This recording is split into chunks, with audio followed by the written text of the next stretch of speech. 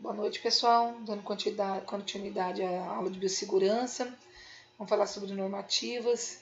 Quer dizer, na verdade, a gente já falou de várias normas, né? E agora dando continuidade. Okay? Sendo essa a última aula, né, sobre biossegurança, que seria até na quarta-feira, adiantando o assunto, tá bom? Dúvidas, estou à disposição, pode entrar em contato comigo. Só para citar aqui alguns exemplos de resolução da diretoria do colegiado, que se fala de RDC. Então, vocês vão ouvir muito nos hospitais. A RDC fez essa norma para ser utilizada dentro da instituição. E vocês vão ouvir também falar muito da norma regulamentadora, que é a NR, que faz com que a gente siga normas, né, dentro da instituição para que não aconteçam acidentes, para que a gente tenha controle de ações preventivas, enfim.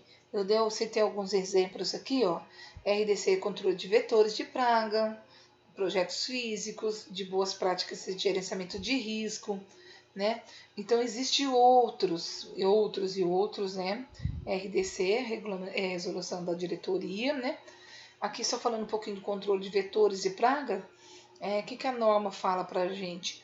A partir do momento em que a gente identifica lá formiga andando no setor, barata, rato, a gente tem que fazer uma comunicação para que o pessoal da higienização possa fazer uma busca ativa da onde está vindo, o porquê está tendo formiga, porquê está tendo barata, rato, escorpião, né? É muito mato em volta do hospital, alimento que estão sendo descartados de forma irregular.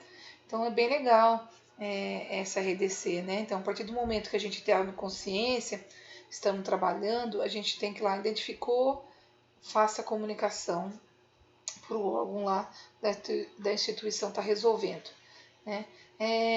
Outro exemplo aqui, gerenciamento de risco, a gente falou na aula passada, né? Então, a RDC também ela está ali junto, ela precisa regulamentar todo o sistema, né, de acondicionamento do lixo até o destino final dele. Temos aqui na NR, a gente falar aqui um pouquinho da norma regulamentadora 17, ergonomia. Aqui fala do posicionamento nosso, né, para que a gente não saia com danos físicos, né. Vou dar um exemplo, pessoal. Eu ia dar essa aula prática para vocês, né, de ergonomia, para mostrar o posicionamento que devemos realizar para mexer numa manivela de uma maca, né, transportar o paciente de um leito para o outro, como posicionar sentado na cadeira para realizar uma digitação, né, posicionamento de fazer o mesmo movimento em seguida, né, tem que ser compassado, não pode ter movimentos repetitivos por várias horas. Então, essa aula prática acabou não sendo realizada, mas com certeza vocês vão ter, quando vocês fazerem as técnicas básicas, vocês vão estar aprendendo como manusear um leito, como mudar um paciente de um leito para o outro, sem causar danos na coluna, no braço, nas pernas, tá certo? Principalmente na coluna.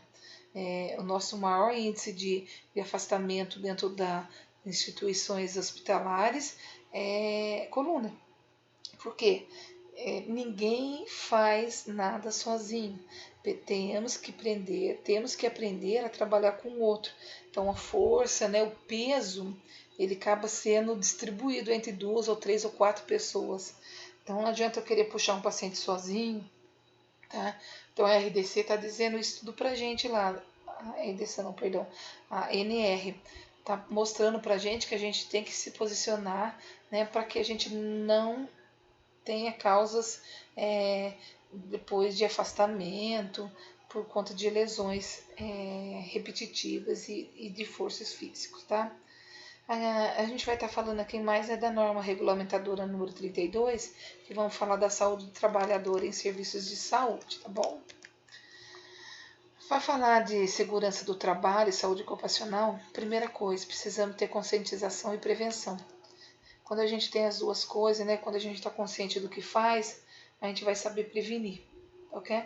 Então, qual é o primeiro objetivo, então, da saúde ocupacional? Evitar acidentes.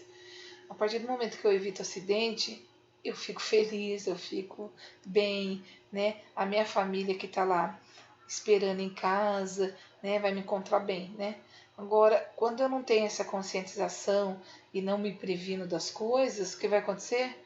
Um acidente, eu posso ter queda, eu posso furar o dedo, eu posso escorregar, eu posso manusear produtos químicos sem a devida proteção, tá certo? Então, a partir do momento que eu consigo evitar acidentes, eu vou ser uma pessoa feliz dentro da minha instituição, tá certo? Então, o primeiro passo é evitar acidentes. Eu tenho que ter consciência do que eu faço, tá certo? Mais para frente a gente vai falar os itens que acabam prejudicando o nosso dia a dia. O segundo objetivo é prevenir doenças ocupacionais. É como eu falei lá no primeiro slide lá sobre normas, né? Que a gente fala de ergonomia. Então, a partir do momento que eu faço um único movimento sozinho, tá certo? Eu vou estar lesionando aos poucos, né? O ombro, os tendões, né? A coluna. Então, pessoal, quando a gente acaba prevenindo, com certeza a gente vai ter um bom resultado, tá certo? O que é um acidente de trabalho? É o que ocorre pelo exercício do trabalho a serviço da empresa, provocando uma lesão corporal, perturbação funcional que causa morte ou perda, redução permanente ou temporária da capacidade para o trabalho, certo? Por exemplo, estou dentro de uma instituição e estão higienizando, mesmo identificado aqui, eu vou lá e passo, por algum motivo, acabo escorregando. Isso é um acidente de trabalho.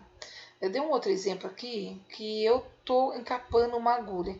Isso aqui, ele é até um acidente de trabalho, mas é provocado por quê?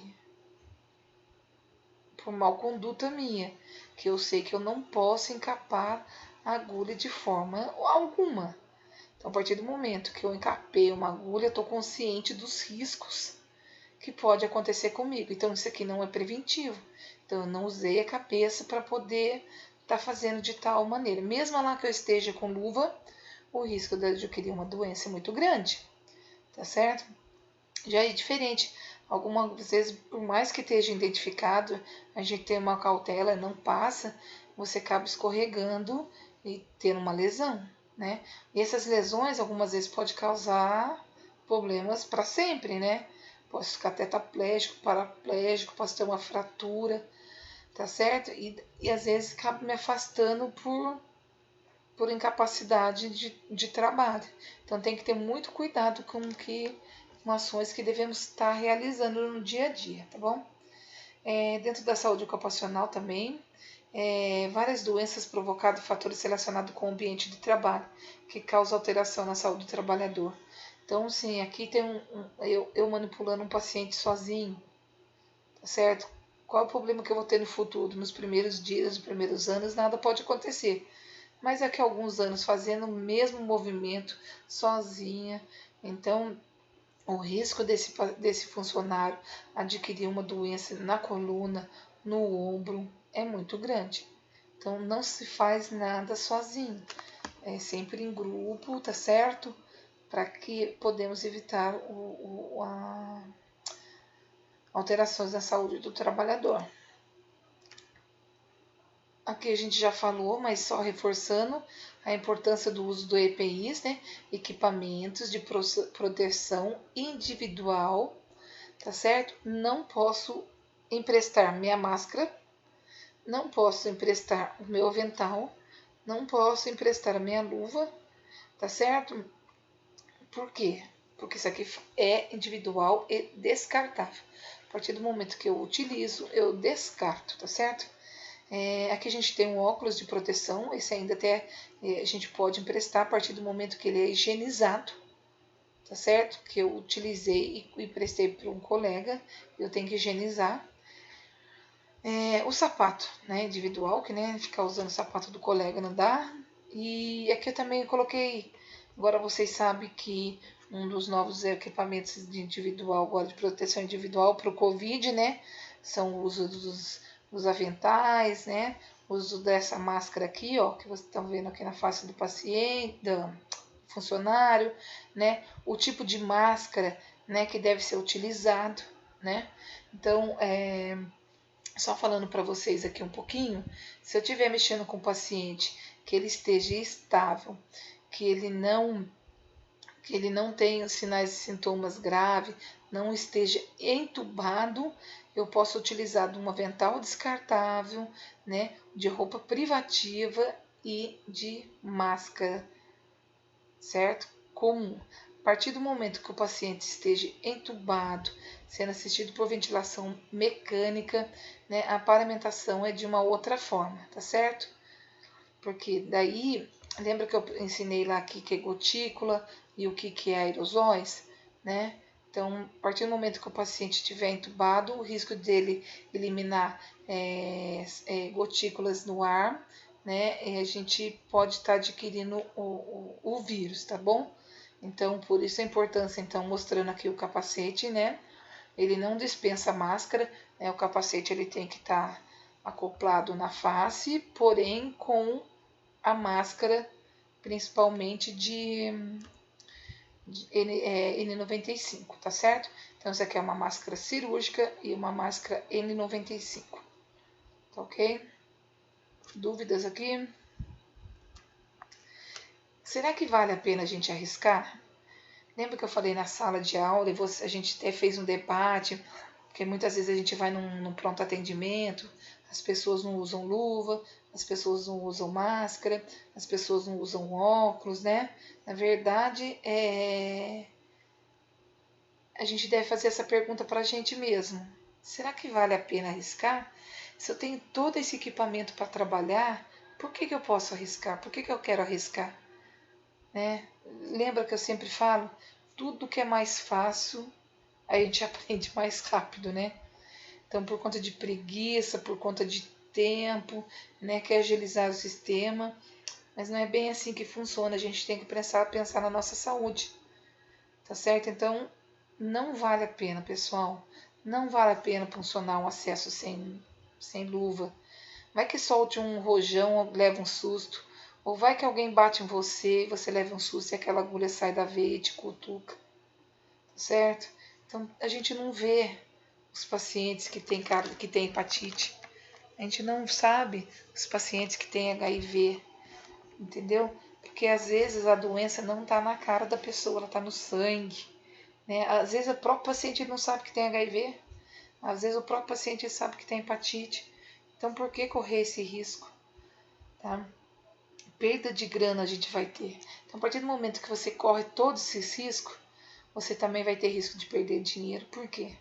Você vai fazer um tratamento, tá lá com HIV, tudo bem, o Ministério da Saúde dá os medicamentos. Mas se você tiver uma infecção, se você tiver umas lesões, esses medicamentos o governo não dá. Então, olha quanto de dinheiro você vai gastar, né? Por conta de ter arriscado. Perda da saúde, né? Não vai ser a mesma coisa mais, certo? Você deixa de ser uma pessoa saudável. E perda de tempo, né? Você está perdendo tempo com isso, né? Não compensa. 2 dias ou mais sem dormir, gente, não compensa. Né? A partir do momento que lá você arriscou, você vai ficar sem dormir, você vai perder seu tempo, você vai perder sua saúde e você vai perder sua grana. A sua segurança, pessoal, não tem preço. E a dos seus colegas também. Então, o que eu faço para mim, eu tenho que fazer para os meus colegas também. Então, pessoal, afirma que não vale perder.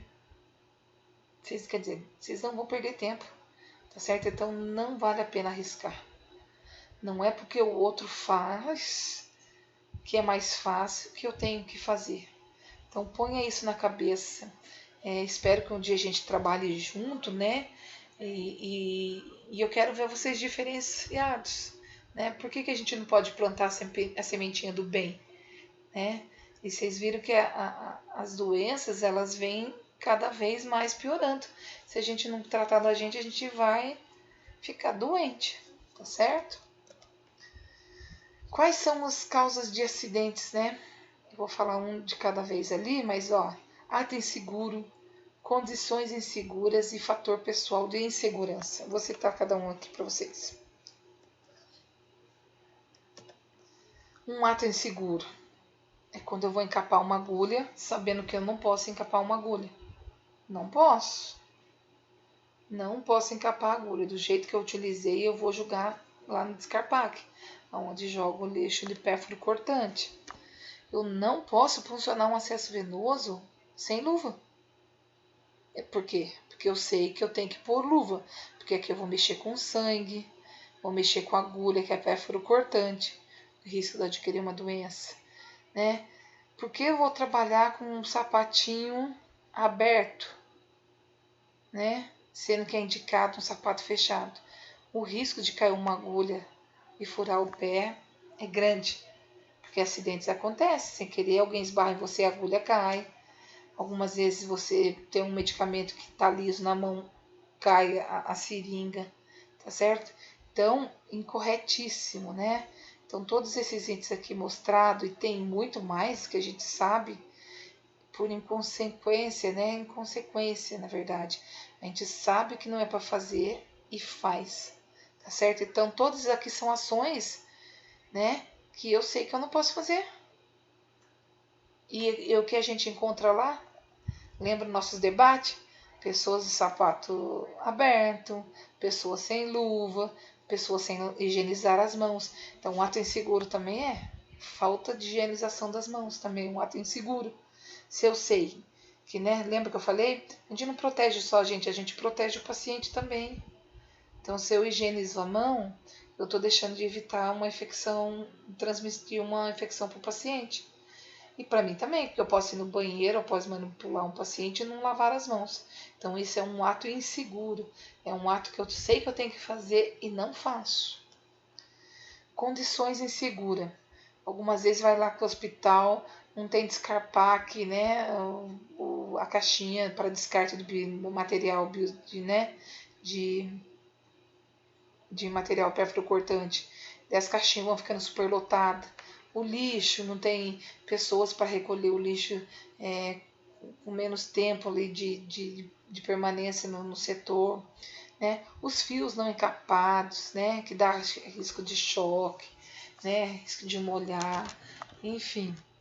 Tudo aqui são atos, são condições inseguras de serviço, tá certo? Mas tem atos também, por exemplo, que a gente pode falar que tem atos inseguros quando quando o funcionário sabe que não pode encher a caixinha e enche porque tem preguiça de pegar a outra caixinha.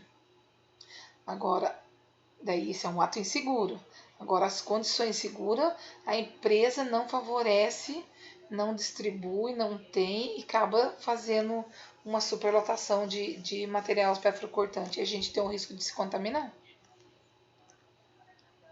E a gente também tem um fator pessoal de insegurança, né?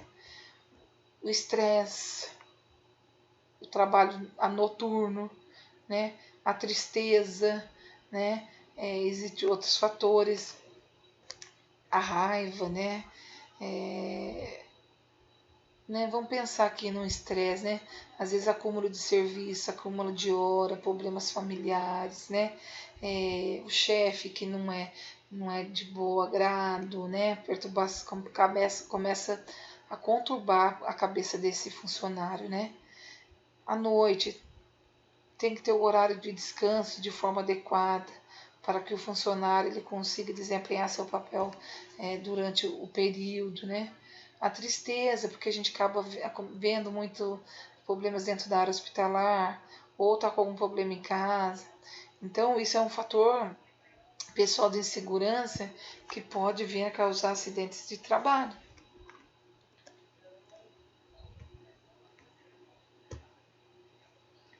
Aqui, só para vocês terem uma ideia de índices de acidente no Brasil, tá certo? Muito se vê, pouco se lê sobre o assunto, né?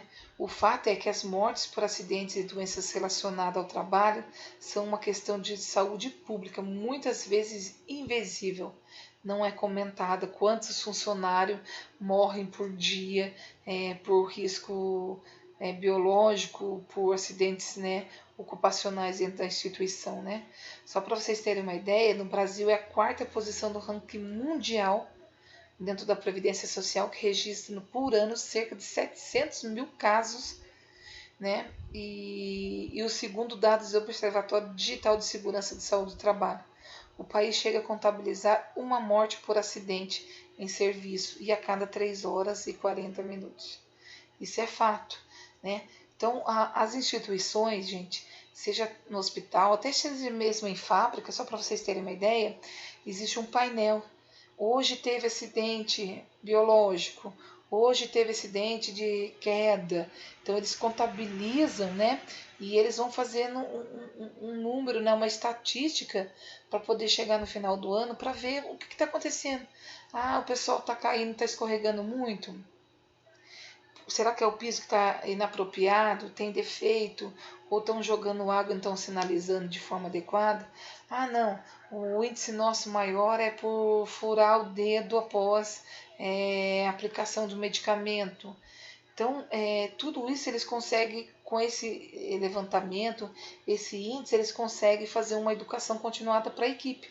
Né? Se é por risco biológico, por encapar a agulha ou por um procedimento prático, eles vão estar orientando como está funcionando, vão cobrar o uso de luva, né? Vão cobrar a técnica, na verdade nem cobrar, eles vão orientar, vão fazer com que a gente aprenda tudo de novo, se for por falta de esquecimento. Então eles, com esse índice, né, de acidente, eles conseguem fazer uma estatística do que mais ocorre dentro da instituição.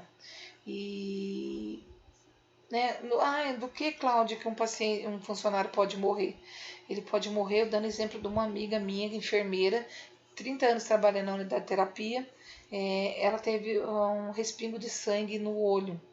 E ela foi acompanhada pelo SESMIT, né, pelo controle lá do médico, né, que foi identificado que ela adquiriu uma hepatite, né? Então, ao longo dos anos, ela continuou com a hepatite, ela ficou super bem, mas quando chegou numa determinada idade, ela teve complicações sérias, né, com o fígado, né? Tudo por conta de ter adquirido um respingo de sangue no olho. Por conta disso, né, veio a falecer até. É uma grande profissional, mas assim, eu tenho exemplo vivo disso, que isso acontece, né? O pessoal fura o dedo e não usam luva, né? E acaba adquirindo uma doença infecto-contagiosa, como o HIV. Então, olha quanto risco, né? Então, por que a gente não sensibilizar e saber que a gente tem que se prevenir, não arriscar?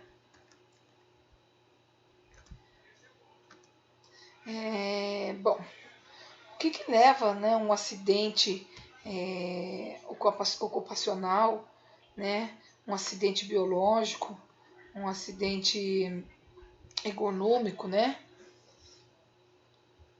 Olha esses fatores. A pressa, verdade, eu tô com pressa, quero fazer tudo rápido. Falta de atenção, eu tô pensando lá na morte da bezerra e esqueço do que estou fazendo. Uso inadequado de equipamentos, eu tenho que usar tal equipamento, se eu vou lá e faço uma gambiarra com outro tipo de equipamentos inadequado. Não uso de EPI, vou funcionar um acesso e não uso a luva, não uso óculos. Procedimentos inadequados. Vocês aprendem a técnica certa e acaba fazendo de outro jeito. Né? Falta de mão de obra, falta muito? Falta. Né? Muitos não têm um comprometimento com o serviço, muitos precisam tirar atestado mesmo porque estão doentes, enfim. Então a mão de obra acaba acumulando tarefa para a equipe e acaba prejudicando, né? E fazendo com que os riscos aumentam para poder você ter um acidente biológico ou um risco ocupacional. Improvisos e gambiarras, né? Instalação de fio, de monitores, então tem que ter muito cuidado. O estresse, falta de sintonia entre a equipe, quando você não se interage bem com a equipe, né? É complicado. Você acaba fazendo as coisas sozinha porque não se dá bem com a equipe. Então, tudo isso a gente tem que estar até conversando com o superior para que isso possa resolver, se você não se dá bem com alguém, tentar trabalhar com o outro, para que não tenha causas de acidentes ergonômicos com vocês. Ausência de eficiência no comando, né? Quando vocês não têm um superior que seja firme, que seja educador, que seja observador, né? Que possa corrigir, né? E treinar a equipe para fazer o melhor processo possível, né? Para a proteção do seu funcionário e treinamento inadequado, né? Vocês vão ver que nos hospitais, acho que eu já cheguei a comentar, que todo mês tem educação continuada, seja ele via online, seja ele presencial, tem que existir um treinamento, tá certo? Algumas vezes vocês vão ver por ano umas 10 vezes, 12 vezes, 14 vezes aprender a higienizar as mãos, né? A calçar luva, a fazer uma mudança de decúbito no paciente. Então, isso é um treinamento adequado. Quando você não tem isso, a empresa não oferece isso, acaba tendo os riscos bem maiores, né? Fatores de acidentes. Tenha certeza, o acidente não acontece só com o outro, o próximo pode ser você. Então a gente tem a mania, comigo não vai acontecer, porque eu tenho segurança de fazer essa técnica. Bobeira usar luva, porque é só funcionar a veia e pronto, acabou. Não, a gente está enganado. O próximo pode ser você mesmo, então cuide-se, tá bom? Chega de doenças ocupacionais e acidentes, biológico principalmente. Vamos ser felizes e saudáveis dentro do nosso ambiente de trabalho. Falando um pouquinho aqui da NR32, tá? Que é a segurança e saúde no trabalho de serviços de saúde, com a finalidade, eu falei lá na frente, né? Da ANR, que é a norma regulamentadora, que vai estabelecer medidas de proteção à segurança e saúde dos trabalhadores do serviço de saúde, na promoção e assistência à saúde em geral. Tá? Aqui, eu não citei, são várias, né? Mas só dando um exemplo do que a gente precisa dentro da segurança de saúde, lá dentro do serviço de saúde, né? O empregador deve vedar a utilização de pias para fins de diversos previstos. Então, se eu tenho pia lá, é para higienização das mãos, tá certo? Eu não posso lavar fruta, eu não posso lavar uma roupa, né? A pia ela tem que ser para fins de medicamento. O ato de fumar, né, que é proibido, né, por lei isso, né, não é nem pela ANR, tá dentro de uma instituição, dentro de um lugar fechado, tá utilizando, fumando, né? O uso de adornos, só para lembrar aqui que é adornos, a pulseira, corrente, relógio, tá certo? Esses são adornos.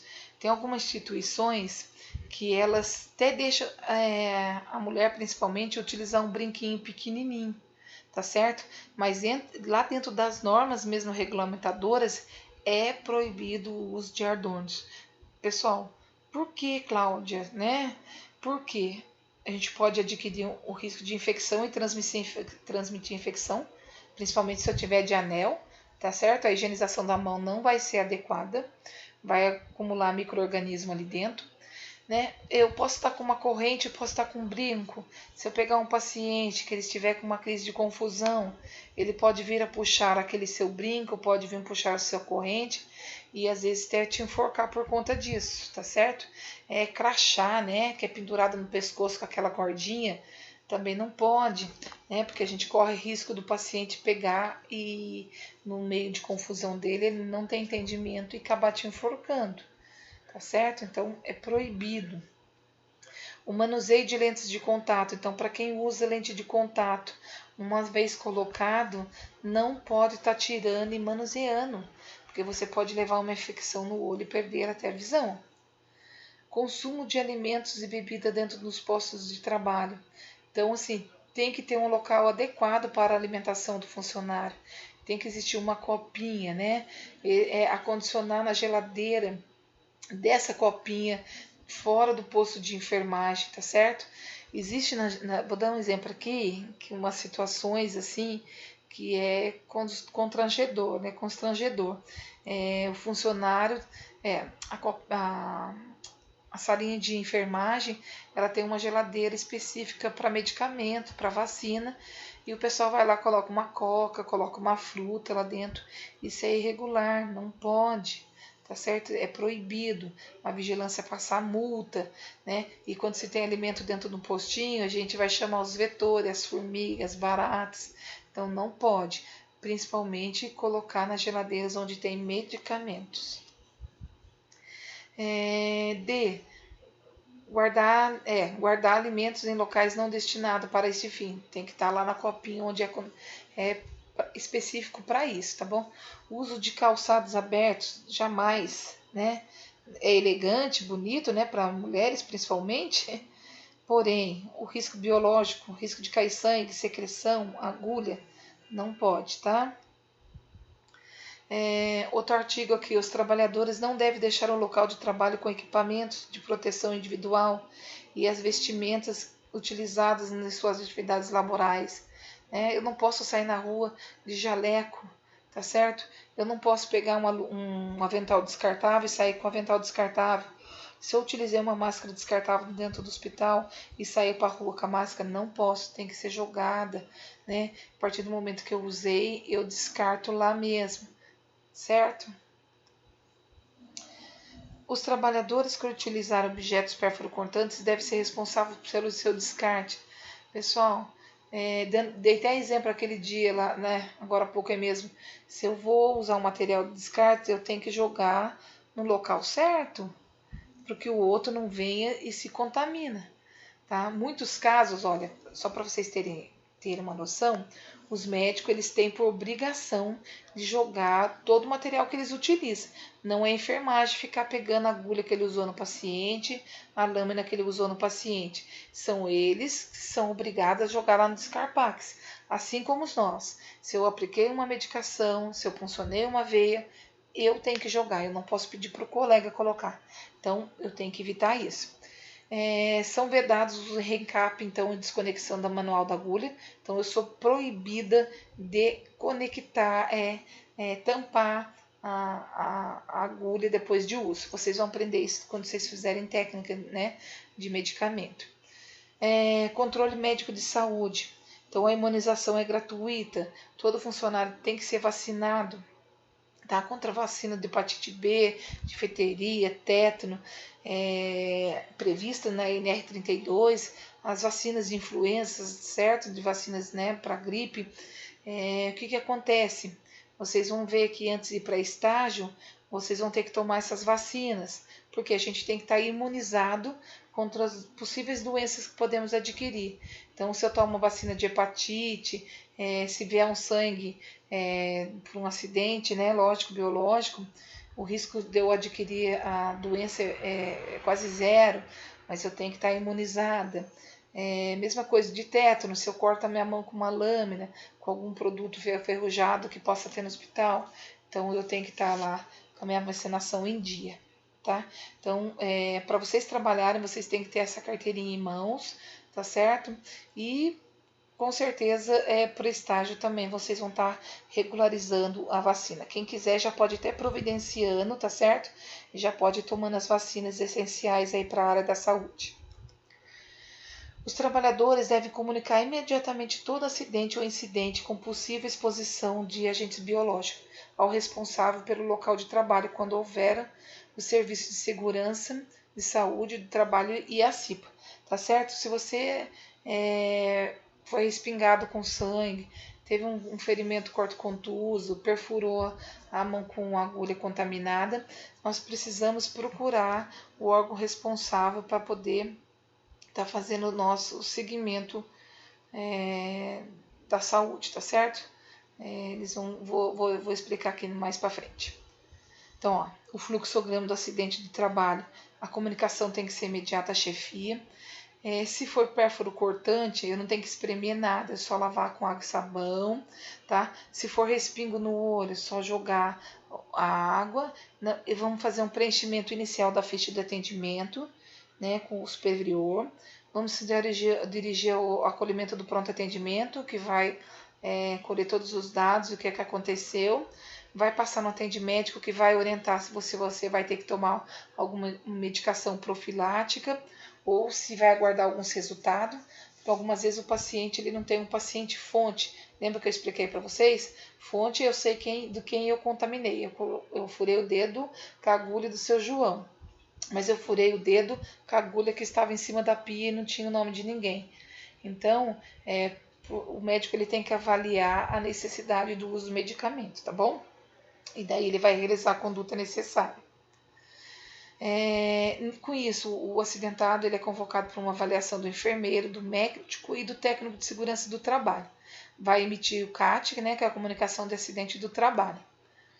Exames médicos obrigatórios para poder você trabalhar dentro da instituição. É obrigado dentro do hospital você ter o exame admissional, o periódico, que é anual. Quando você tira um atestado, vai ter que ter um retorno ao trabalho. Se você mudar de função dentro daquela instituição, vai ter que também fazer exame periódico e demissional, tá certo? O que é esse exame periódico? Você colher exame de hepatite, de HIV, de colesterol. Quer dizer, dependendo da empresa, ele é mais complexo, tá bom? Mas o essencial, hepatite, HIV, tá certo? E a parte de infecção, mas assim, vai depender. Existe até algumas outras situações que eles pedem audição, eles pedem fono, eles pedem uma série de coisas dependendo da área onde você vai trabalhar.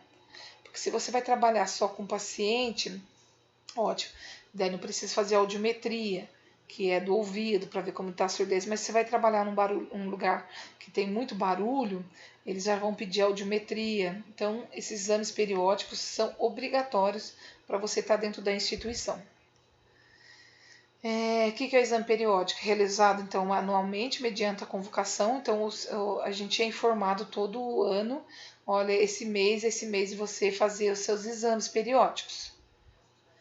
Exame de retorno de trabalho, realizado, então, antes de voltar do trabalho, para aqueles funcionários que estão mais de 30 dias por motivo de doença, acidente e até mesmo parto.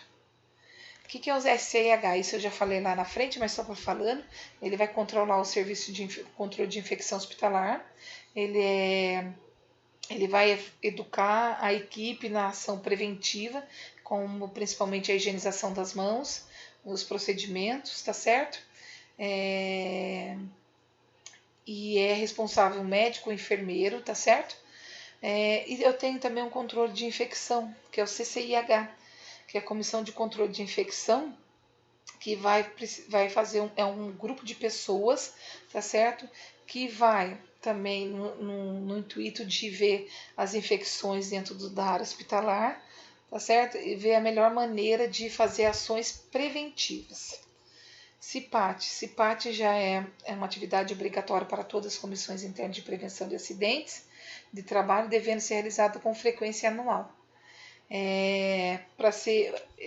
Existe uma eleição anual em que é eleito os funcionários para poder divulgar, promover a prevenção de acidentes dentro da área do trabalho. Pense, quando você sai para trabalhar, sua família aguarda seu retorno. Então, não importa onde você estiver, leve a segurança com você, comprometa-se com a proteção, pratique a segurança. Trabalho seguro é trabalho saudável.